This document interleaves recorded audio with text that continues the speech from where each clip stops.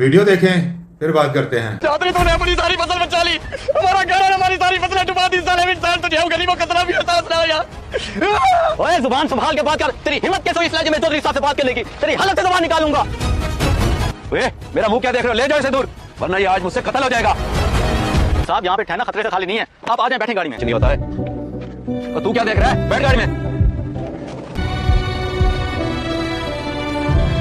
आपने लोगों के साथ बड़ा जुल्म किया है, ना किसी के पास फसल बची है ना उनके घर।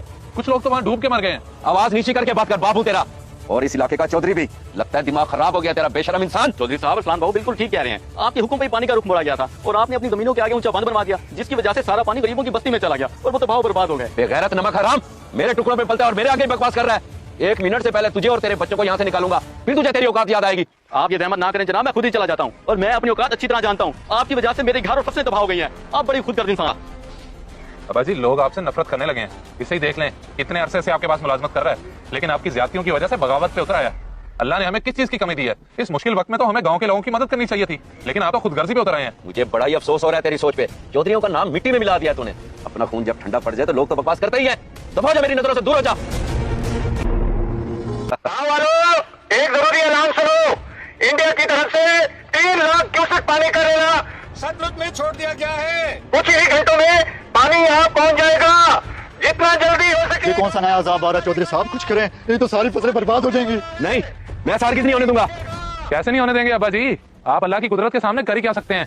जब वो इंसाफ करता है तो कोई जालिम नहीं बचता। अभी भी वक्त है, अल्लाह से तौबा कर लें, शायद बच जाए। चलो अगर मैं अपनी गलती मान भी लूं, अल्लाह से तौबा भी कर लूं, ये जो 3 लाख क्यूसेक का रेला आ रहा है ये रुक जाएगा? अब्बा जी, मैं गारंटी तो नहीं देता। तो वादा करें कि इन सलाम मुतासरीन की आप मदद करेंगे, फिर देखें अल्लाह की कैसे रहमत होती है। अगर बेटा ऐसी बात है तो मैं तौबा करने के लिए तैयार हूँ।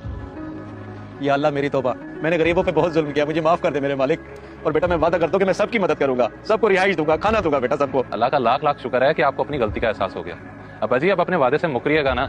मैं बताता हूँ कि अब ये सैलाब किस तरह से रुकेगा। दरअसल बात कुछ इस तरह से है। इस्लाम बेटा, अब मजीद कोई सैलाबी रेला तो नहीं आने वाला, फिर मैं ये झूठा ऐलान क्यों करूँ? इमाम साहब, आप मुझसे ज्यादा इल्म रखते हैं। अगर एक झूठ बोलने से कोई राय रास्ते पे आ जाए और उसमें सबकी भलाई हो तो ऐसा झूठ बोलने में कोई हर्ज तो नहीं है। तो ये है सारी बात। आप परेशान ना हो और तसल्ली रखें, कोई सैलाब नहीं आने वाला। चौधरी साहब, अरसलान बाबू ने बड़ा ही अजीब काम किया है। शुक्र हो तुम, मेरे बेटे ने जो किया बिल्कुल ठीक किया है। अगर ये ऐसा ना करता तो मुझे कभी एहसास नहीं होना था। चलो बेटा मेरे साथ, मैंने एक निहायत ही जरूरी ऐलान करवाना है। गाँव वालों, परेशान होने की जरूरत नहीं है। सैलाब का खतरा टल गया है और चौधरी मुख्तार की तरफ से सबको खाना और रिहाइश दी जाएगी। किसी को कहीं जाने की जरूरत नहीं है और सबका नुकसान भी चौधरी साहब पूरा करेंगे। अगर इसी तरह हम लोग एक दूसरे का एहसास करें और एक दूसरे की मदद करें तो क्या ही बात है। अल्लाह अमल की तौफीक अता फरमाए। आमीन। जज़ाक अल्लाह।